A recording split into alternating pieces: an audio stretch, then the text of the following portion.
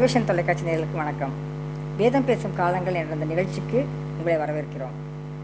நேயர்களே, ஒரு முக்கியமாக ஒரு வேத அறிஞர் சொல்லியிருக்கிறாரு. அதாவது சட்டங்களை நம்மளுடைய திருமறையில் உள்ள பரிசுத்த வேதாகமத்தில் உள்ள நியாயப்பிரமாணங்களையும் சட்டங்களையும் பற்றி சொல்கிறப்ப அவர் மக்களுக்கு என்ன அறிவுரை சொல்கிறார் அப்படின்னா, to keep the commandments R break the commandments. அதாவது தமிழில் நம்ம சொல்லப்போனால் இந்த சட்டங்களை ஒன்று கை கொள்ள வேண்டும், இல்லைன்னா அதை வேண்டான்னு சொல்லிட்டு உடைத்து போட வேண்டும் அப்படின்னு சொல்லிட்டு.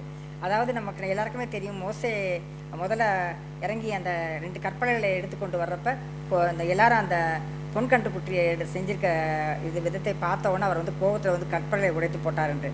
ஆனால் கற்பலைகளை உடைத்து போட்டனால அந்த சட்டங்கள்லாம் இல்லைன்னு ஆயிடுச்சா? இல்லை, திருப்பியும் ஆண்டவர் மீண்டும் மறுபடியும் அதை எழுதி கொடுக்குறார் அப்படின்னு பார்க்குறோம்.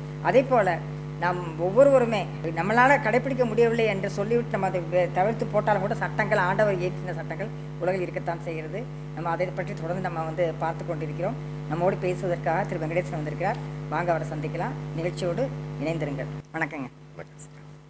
நம்ம நிகழ்ச்சியில் வேதம் பேசும் காலங்கள் நம்ம இந்த தொடர் நிகழ்ச்சியில் 10 கட்டளை பற்றி போன தடவை பார்த்தோம். நீங்கள் ரொம்ப அருமையாக சொன்னாங்க.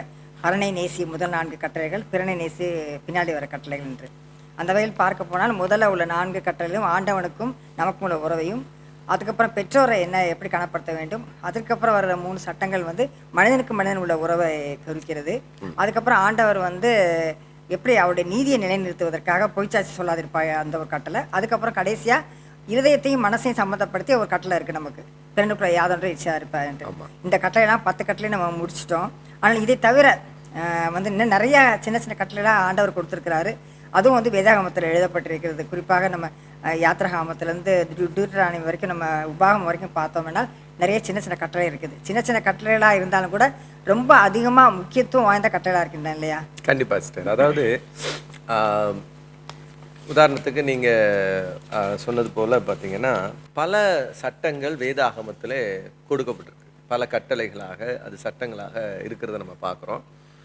இந்த 10 கட்டளைகள் அப்படிங்கிறது அது ஒரு நிரந்தரமானது. அது நிரந்தரமாக ஒரு மனிதனுக்கான, ஒரு முழு மனுகுலத்துக்கான ஒரு சட்டமாக இருக்குது, அதனுடைய வடிவங்கள் அப்படிங்கிறது. ஆனால் இதற்கு பிறகு இஸ்ரவேலர்கள் ஒரு அரசாக, ஒரு தனித்துவமான ஒரு நாடாக மாற வேண்டும் அப்படிங்கிறதுக்காக கிமு 1400-450களில் பார்த்தீங்கன்னா மோசே மூலமாக ஆண்டவர் பார்த்தீங்கன்னா அதை ஒரு தேசமாக அறிவிப்பதற்கு, இஸ்ரவேல் அப்படிங்கிற ஒரு நாடு, இப்போ நிறைய பேருக்கு அது உருவான காலம் அப்படின்னாலே 1948ன்னு நினச்சிக்குவாங்க. ஆக்சுவலாக 1948 அல்ல இஸ்ரவேலுங்கிற நாடு உருவான காலம். இஸ்ரவேல் என்கிற ஒரு நாடு எப்பொழுது உருவாச்சுன்னா கிமு 1450ல் மோசே என்கிற தீர்க்கன் மூலமாக கடவுள் அந்த நாட்டுக்கான சட்டத்தை அப்போவே இயற்றுகிறார், அப்போவே கொடுக்கிறார் அப்படிங்கிறத பார்க்குறோம். அந்த சட்டங்களை பொறுத்த வரைக்கும் சில சட்டங்கள் பார்த்திங்கன்னா அது நிரந்தரமாக இருக்கும். சில சட்டங்கள் அது நம்முடைய சில விஷயங்களை கடவுள் ஒரு மனிதனோடு இருக்கக்கூடிய நெருக்கங்கள், மனிதனோடு இருக்கக்கூடிய நமக்கான காரியங்கள், அந்த மாதிரி விஷயங்கள் நிரந்தரமான சட்டங்களும் இருக்கும். சிலது பார்த்திங்கன்னா அந்த கால சூழ்நிலைகளில் ஒரு மனிதன் எப்படி நடைமுறையில் இருந்து கொள்ள வேண்டும் அப்படிங்கிறதுக்கான சட்டமாக இருக்கும். சிலது பின்னாடி இருக்கிற நாட்களில் அது மாறக்கூடிய வழிபாட்டு சட்டங்களாக கூட இருக்கும். அப்படிங்கிறத நம்ம அங்கே பார்க்குறோம். உதாரணத்துக்கு நம்ம புரிஞ்சுக்கணும் அப்படின்னு நம்ம சொல்லணும்னா, உதாரணத்துக்கு ஒரு எளிமையாக புரிந்து கொள்வதற்கு நம்ம சொல்லணும் அப்படின்னா, ஆசரிப்பு கூடார சட்டத்தை நம்ம எடுத்துக்குவோம். சட்டமாக நம்ம ஆசரிப்பு கூடாரத்தை பற்றி பின்னாடி பார்ப்போம். ஆனால் ஆசரிப்பு கூடாரம்ங்கிற ஒரு சட்டத்தை கடவுள் நம்ம கொடுக்குறாரு. முதல்ல ஆசரிப்பு கூடாரம் எப்படி இருக்கணும், எத்தனை அடி இருக்கணும் எல்லாம் கொடுத்துட்றாரு. ஆனால் அதே நேரத்தில் பின்னாடி நாட்களில் ஒரு எருசலேம் தேவாலயம்னு ஒன்று கட்டப்படும் போது இங்கே பழைய ஆசரிப்பு கூடாரத்தினுடைய சட்டங்கள் எல்லாம் மாறிடுது, மாற்றப்பட்டு விடுகிறது. அப்போது அது வேற ஒரு வடிவத்தை பெற்று விடுகிறது நம்ம பார்க்குறோம். முதல்ல ஆசரிப்பு கூடாரத்தில் இந்த மாதிரி நூல் இருக்கணும், இந்த மாதிரி அதுக்கான கூடாரம் இருக்க வேண்டும், அதற்கான தொங்கல் இப்படி இருந்ததெல்லாம் மாறி அது ஒரு கட்டிடமாக மாறுகிறத பார்க்குறோம். அப்போ கடவுளுடைய முதல் கோயில் அப்படிங்கிறது நம்ம பூமியில் தீர்க்கர்கள் மூலமாக சொல்லப்பட்ட கோயில் அப்படிங்கிறது எருசலேமிலே எருசலேம் தேவாலயத்தை சாலமோன் அரசன் மூலமாக கட்டுகிற அந்த தேவாலயம் தான் அப்படிங்கிறத நம்மால் வேதாகம அடிப்படையில் புரிந்து கொள்ள முடிகிறது.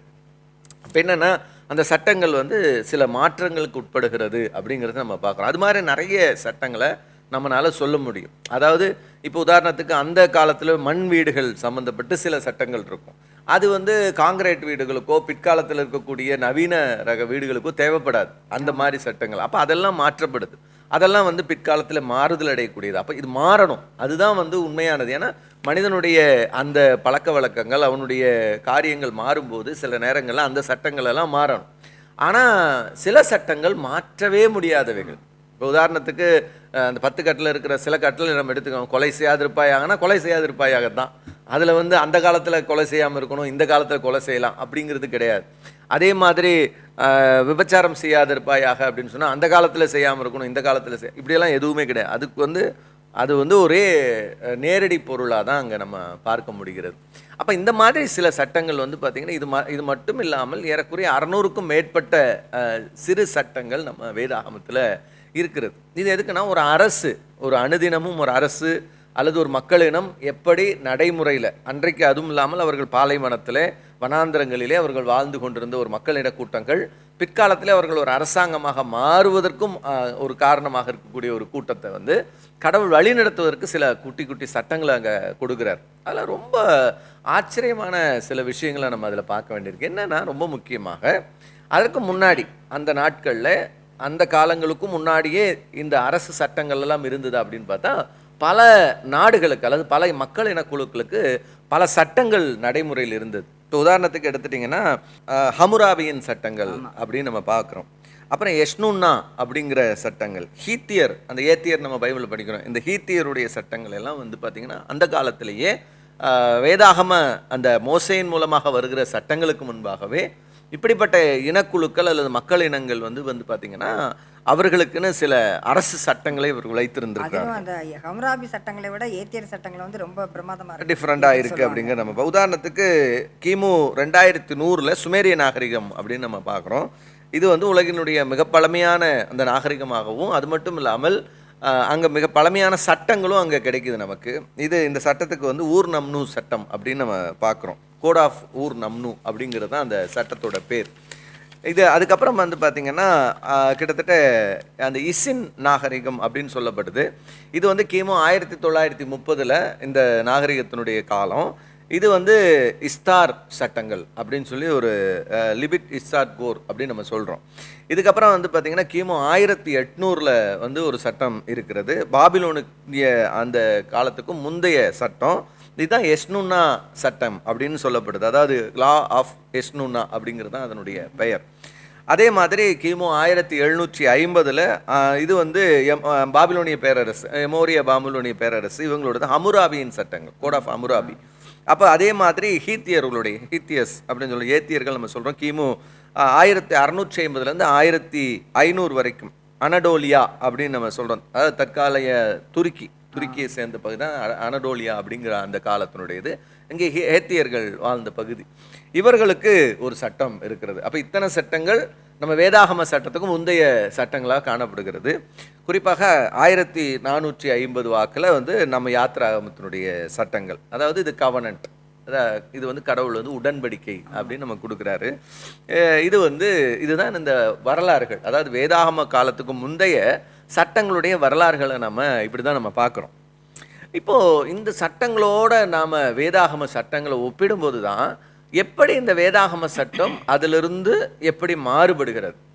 அதுபோலவே ஒரு சட்டமாக இருந்தாலும், உதாரணத்துக்கு பல்லுக்கு பல் கண்ணுக்கு கல் அப்படிங்கிறது, கண்ணுக்கு கண் அப்படின்னு நம்ம சொல்லுவோம். பல்லுக்கு பல் கண்ணுக்கு கண் சொல்லும்போது இந்த சட்டம் ஹமுராபியின் சட்டம் அப்படின்னு நம்ம போகிற போக்கில் நம்ம சொல்லிட்டு போயிடுவோம். இதெல்லாம் நம்ம பள்ளிக்கூட பாடங்களிலேயே நம்ம படிச்சிருக்கிறோம். வரலாற்று பாடங்களில் ஹமுராபியின் சட்டம் இருக்குது, அதே மாதிரி பைபிள்லேயும் இந்த சட்டம் இருக்குது அப்படிங்கிறதெல்லாம் பல காலம் முன்னாடியே நம்ம படித்த காரியங்கள். ஆனால் இது எந்த அளவுக்கு ரெண்டும் ஒன்றா இருக்குது, என்ன வித்தியாசம் இருக்கிறது, வேதாகம சட்டங்கள் நவீன இந்த காலத்தினுடைய தற்காலத்து சட்டங்களோடு எப்படி ஒப்பிடப்பட முடிகிறது அப்படிங்கிறது, சட்டங்கள் இந்த காலத்துக்கு பொருந்துமானது, அதுதான் ரொம்ப முக்கியமானதாக இருக்கிறது. இப்போ உதாரணத்துக்கு அந்த காலத்தில் அடிமை முறைகள் இருந்தது. இன்றைக்கி அடிமை முறைகள் சட்டம் தேவை கிடையாது. ஏன்னா இன்றைக்கி அடிமை முறை இருந்தால் தான் அந்த சட்டம் நமக்கு தேவை. அடிமை முறையே இல்லாத போது அந்த சட்டம் தேவையில்லை அப்படிங்கிறது முதல்ல நாம் புரிந்து கொள்ள வேண்டும். அப்போ அந்த காலத்தில் அடிமைகள் இருக்கும்போது வரைமுறை இல்லாத சில நடைமுறைகள் அன்றைக்கு இருந்தபோது கடவுள் என்ன செய்கிறார்னா அதற்கு ஒரு வரைமுறைப்படுத்துகிறார் முதலாவது. அப்போ அந்த அடிமைகளுக்கானவும் சில சட்டங்கள் அங்கே தேவைப்படுது.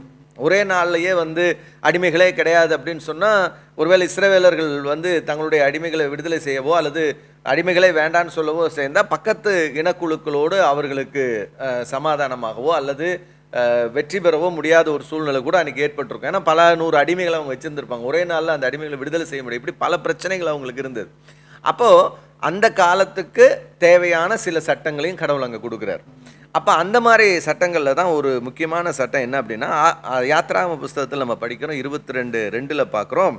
அங்கே எபிரேய அடிமையை நீங்கள் வாங்கினா 6 ஆண்டுகள் வேலை செய்ய வேண்டும், 7வது ஆண்டிலே அவன் விடுதலை செய்யப்பட வேண்டும், அவன் வந்து இலவசமாக விடுதலை செய்யப்பட வேண்டும் அப்படிங்கிறத அங்கே சொல்லப்படுகிறத பார்க்குறோம். ஆனால் இதில் ரொம்ப முக்கியமான ஒரு விஷயம் என்ன அப்படின்னு பார்த்தீங்கன்னா, இது ஹம்முராபியின் சட்டத்திலும் இந்த மாதிரி ஒரு விஷயம் இருக்குது அப்படிங்கிறத சொல்லப்பட்டிருக்கிறது. ஆனால் அப்ராமியினுடைய சட்டத்தில் வந்து 4வது ஆண்டில் அவன் விடுதலை பெற்றலாம் அப்படிங்கிற ஒரு வரைமுறை இருக்கிறது. ஆனால் இங்கே வந்து அவன் வந்து அந்த கடனை தீர்க்கிறது அப்படிங்கிற அடிப்படையில் தான் அம்ராமின் சட்டம் இருக்குது. ஆனால் கடவுள் இங்கே என்ன கொடுக்குறாருன்னா, அந்த மனிதனுக்கான உரிமையாக அங்கே சொல்கிறார். அவனுக்கு அந்த உரிமை இருக்குது, அவன் விடுதலை பெற்றுக்கொள்வதற்கு அப்படிங்கிற அடிப்படையில் தான் வேதாகம சட்டம் வந்து எப்போவுமே வந்து அமையறதை நம்ம பார்க்குறோம். அப்போ மனித உரிமைகளுக்கு வேதாகமம் வந்து ரொம்ப முக்கியத்துவம் கொடுக்கறத நம்ம பார்க்க முடிகிறது, ரொம்ப முக்கியமானது. அதெல்லாம் இங்கே பார்த்தீங்கன்னா யாத்ராம் 21 பார்த்தீங்கன்னா அந்த தனி மனித அந்த கண்ணியம் அப்படிங்கிறதையும் கடவுள் வந்து குறிப்பிடுகிறார். உதாரணத்துக்கு இஸ்ரவேலர்களை பார்த்து ஆண்டவர் சொல்லும்போது, நீங்கள் வந்து எகிப்தியர்களிடத்திலே நீங்கள் வந்து அடிமைகளாக இருந்தீர்கள் அப்படிங்கிறத நீங்கள் நினைவு கூர்ந்துக்கோங்க அப்படின்னு சொல்கிறார். அப்போ அடிமையை நீங்கள் கையாளும் போது அங்கே வந்து ஒரு தனி மனித கண்ணியம் இருக்கணும்.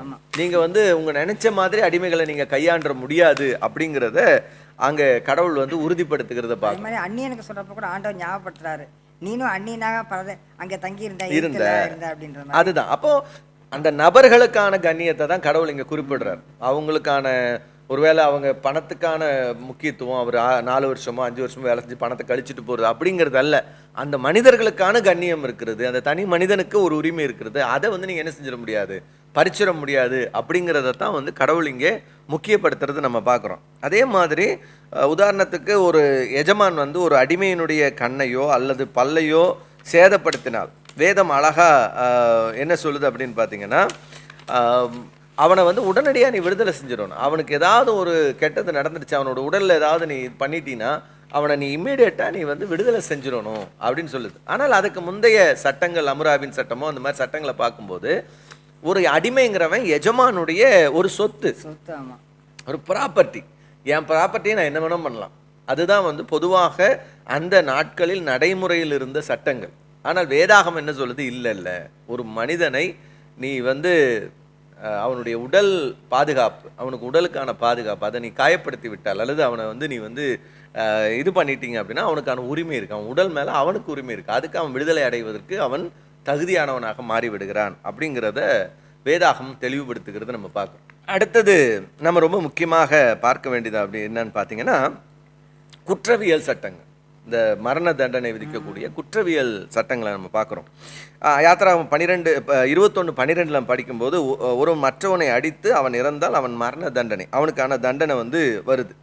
இப்போது பொதுவாக மற்ற சட்டங்கள், அன்றைக்கு இருந்த நிலவில் இருந்த சட்டங்களில் குற்றவாளி வந்து பாதிக்கப்பட்டவருடைய சமூக நிலை, அதாவது உதாரணத்துக்கு ஒருத்தன் வந்து செய்த தவறு என்னன்னு பார்க்க மாட்டாங்க, அந்த குற்றவாளி யார் அப்படின்னு தான் முதல்ல பார்ப்பாங்க. ஸ்டேட்டஸ்.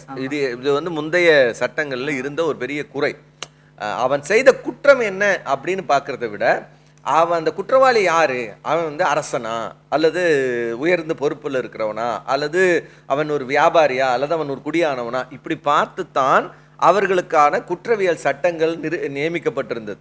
உதாரணத்துக்கு இந்தியாவில் கூட சில சட்டங்கள் அப்படி தான் இருந்தது ஒரு காலத்தில். பழைய மனு சட்டங்களெல்லாம் நம்ம எடுத்து பார்த்தோம்னா அடிப்படையில், ஆமாம், வர்ணத்தின் அடிப்படையில் தான் வந்து சட்டங்கள் இயற்றப்பட்டிருக்கும். அதாவது அங்கே சூத்திரர்கள் தவறு செய்யும்போது அந்த தவறு வந்து ஒரு கொலை செய்து விட்டால் அதற்கான தண்டனை மரண தண்டனையாக இருக்கும். ஆனால் அதே நேரத்தில் உயர் வகுப்பினர் அந்த தவறை செய்யும்போது அதே தவறுக்கு அவர்களுக்கு வேறு தண்டனையாக இருக்கும். அப்போது இது வந்து அந்த அடிப்படை, அவர்களுடைய அந்த தகுதியின் அடிப்படையிலே, அவர்களுடைய நிலையின் அடிப்படையிலே, அந்த விதத்தில் தான் வந்து இங்கே குற்றவியல் சட்டங்கள் நடைமுறையில் இருந்தது. ஆனால் பரிசுத்த வேதாகவும் அதை உடைக்கிறது, அதை வந்து நேரடியாக உடைக்கிறது. இங்கே கொலை செய்யப்பட்ட மனிதன் சாதாரண குடிமகனோ அல்லது உயர் குடிமகனாக இருக்கலாம், கொலை செய்தவன் ஆனால் கொலை செய்தவன் யாராக இருந்தாலும் அவனுக்கு தண்டனை உண்டு. இதுதான் வேதாகம் நம்ம கற்றுக் கொடுக்கிறது. அவனுக்கான தண்டனையை நாம் என்ன செய்யணும், அவனுக்கு கொடுக்கணும். அதுதான் வந்து வேதாகமத்தினுடைய சட்டம். இப்போ உதாரணத்துக்கு ஒரு அடிமையை கொலை செஞ்சிட்டாங்க அல்லது ஒருத்தரை காயப்படுத்திட்டாலும் அதுக்கு வந்து மற்ற சட்டங்களில் வந்து வெறும் பணம் கொடுத்துட்டா போதும், அதுக்கான தண்டனையிலேருந்து தப்பிச்சுக்கலாம் அப்படிங்கிற அடிப்படை இருக்கும்போது வேதாகமும் அதை நிராகரிக்கிறது. ஒருத்தன் தவறு செய்யும் போது அவனுக்கான தண்டனை நிச்சயமாக இருக்கணும் அப்படின்னு வேதாகமும் சொல்லுது. ஒருத்தர் காசு கொடுத்துட்டதுனால மட்டும் அவங்களுக்கு வந்து விடுதலை கொடுத்துட முடியாது அப்படிங்கிறது வேதாகமத்தில், அது குற்றவியல் சட்டத்தில் இருக்கிறத பார்க்குறோம். அப்போ இந்த வர்க்க பாகுபாட்டை வந்து வேதாகமும் நிராகரிக்கிறது. ஏழை பணக்காரன் அடிமை எஜமான் நமக்கு வேதம் சொல்லுதில்ல, ஆண்டவர் வந்து பட்சபாதம் பார்க்கிறவர் அல்ல, அவர் வந்து நீதி நியாயம் செய்யறவர்ன்றப்ப எல்லாருக்கும் ஒரே நீதி தானே அவர் செய்ய முடியும். கரெக்ட். ஏன்னா கடவுள் என்ன சொல்றாருன்னா, மனிதன் தேவ சாயலில் படைக்கப்பட்டிருக்கிறார். அங்க ஒரு ஏழை கொலை செய்தாதான் கொலை, பணக்காரன் கொலை செய்தா கொலை கிடையாது அப்படிங்கிறது கிடையாது. உயர்குடியில பிறந்தவன் கொலை செஞ்சா அது கொலை இல்லை, சாதாரண மனிதன் செய்தா கொலை அப்படிங்கிற மாதிரி அந்த இடத்துல கிடையாது அப்படிங்கிற நம்ம புரிந்து கொள்ள வேண்டும். அப்போ பைபிள் நமக்கு தெளிவாக நமக்கு வந்து விளக்குகிறது இதையே. அதாவது எல்லா மனிதர்களுக்கும் சமமான சட்டத்தை வேதாகமும் பரிந்துரைக்கிறது. இது வந்து எப்போ, கிட்டத்தட்ட கிமு 1450. இன்னைக்கு நவீன காலத்திலேயோ ஜனநாயக பேசக்கூடிய சமத்துவம் பேசக்கூடிய இந்த காலத்திலேயோ இல்லை, இன்றையிலிருந்து கிட்டத்தட்ட 3500 வருடங்களுக்கு முன்பாகவே, சொல்லப்போனால் நாகரிக காலத்துக்கு முன்பாகவே இந்த சட்டங்களை பரிசுத்த வேதாகம் நமக்கு சொல்லுகிறது. அதாவது இந்த குற்றவியல் நடைமுறை சட்டங்கள் அப்படிங்கிறது தனி மனிதனுக்கு, அதாவது ஒவ்வொரு மனிதர்களுக்கும் ஒரே சட்டம் தான், எல்லா மனிதர்களுக்கும் எல்லாருக்கும் பொதுவான சட்டம் தான். இன்னைக்கு அதுதான் நடைமுறையில் இருக்கு. நம்ம இந்தியாவிலையும் சரி, உலகத்தினுடைய பெரும்பகுதியான ஜனநாயக நாடுகள்லையும் இந்த சட்டம் தான் நடைமுறையில் இருக்கிறது. என்னது, செய்யப்பட்ட செயலுக்குத்தான் தண்டனை ஒழிய செய்த நபருக்கான அடிப்படையில் தண்டனை கிடையாது. செய்த செயல் எப்படிப்பட்டது, அதனுடைய காரியம் என்ன, அதை பார்த்து தான் ஒருத்தர் தண்டிக்கணுமே ஒழிய ஒரு காலத்திலையும் நபர் பெரிய ஆளா, நபர் வந்து இந்த ஆளான்னு பார்த்து தண்டனை கொடுக்கக்கூடாது. இது வேதாகமத்தினுடைய ரொம்ப முக்கியமான ஒரு அற்புதமான ஒரு சட்டம் அப்படிங்கிறது நம்ம பார்க்குறோம். அதுதான் ரொம்ப முக்கியமான சட்டம். அடுத்தபடியாக வேதாகமத்தினுடைய இன்னொரு ரொம்ப கவனம் ஈர்க்கக்கூடிய ஒரு சட்டம் என்ன அப்படின்னு பார்த்தீங்கன்னா, ஒரு கொலை நடந்துருச்சு, அந்த கொலைக்கு இம்மீடியட்டாக ஒரே மாதிரியான சட்டம் அப்படிங்கிறது பைபிள் சொல்லலை. ஒரு கொலை நடந்துருச்சு அப்படின்னா, உதாரணத்துக்கு அந்த கொலை எப்படிப்பட்டது அப்படின்னு பைபிள் பார்க்குது. திட்டமிடப்பட்ட கொலையா அல்லது விபத்தினால் ஏற்படக்கூடிய கொலையா இப்படின்னு பார்க்குது. உதாரணத்துக்கு இப்போ ஒரு லாரி கொண்டு போய் ஒருத்தர் மேலே அடிச்சிடுறாங்க. ஒரு லாரி அடிச்சிரும்போது ஒரு மனிதர் இறந்து விடுகிறார். இப்போ அவர் இறந்துட்டார் அப்படின்னு சொன்னால், இப்போ இது நார்மலாக பார்த்தா இது விபத்து. இப்போ விபத்துக்கு நம்ம நேரடியாக ஒரு சட்டம் என்னென்னா, விபத்து தெரியாமல் நடக்கிறது அப்படின்னு நம்ம நினச்சோம். அப்போ ரெண்டு விதமாக பைபிள் இதை பிரிக்குது. ஒன்று, இந்த லாரி அவர் மேலே முட்டும்னு தெரிஞ்சு தான் அந்த நபர் ஓட்டினாரா அப்படின்னு பார்க்கணும், இல்லை தெரியாமல் தான், உண்மையாலுமே அவர் தெரியாமல் தான் அடித்தாரா, இது ரெண்டையும் பார்த்து தான் அந்த சட்டத்துக்கான தண்டனை இருக்குது அந்த காரியத்துக்கு. ஒரு ஆக்சிடென்ட்டாக நடந்ததா இல்லை இன்டென்ஷனலாக பண்ணாங்களா, அதான் ரொம்ப முக்கியம். ஆக்சிடென்ட்லாம் நடந்தால் அவன் தண்டிக்கப்படக்கூடாது, அவனுக்கான தண்டனை பெரிய அளவுக்கு இருக்கக்கூடாது. ஆனால் அதே நேரத்தில் அவர் வந்து திட்டமிட்டு தான் அதை செய்தால் அவருக்கு மரண தண்டனை. ஏன்னா பொதுவாக நம்ம அரசியல் வாழ்க்கையில் கூட பார்க்குறோம், லாரியை வச்சு ஏற்றி கொலை பண்ணிடுறாங்க எதிராளிகளை வந்து. கரெக்டு. ஆனால் இதுதான் இங்கே நம்ம ரொம்ப கவனமாக இருக்கோம். ஆனால் பழைய காலத்தில் அப்படி என்ன இருக்குன்னா, கொலை செஞ்சிட்டியா கொலைக்கு கொலை தண்டனை அப்படின்னு தான் நம்ம நினைப்போம். ஆனால் பைபிள் அதை வந்து தெளிவாக பிரிக்குது.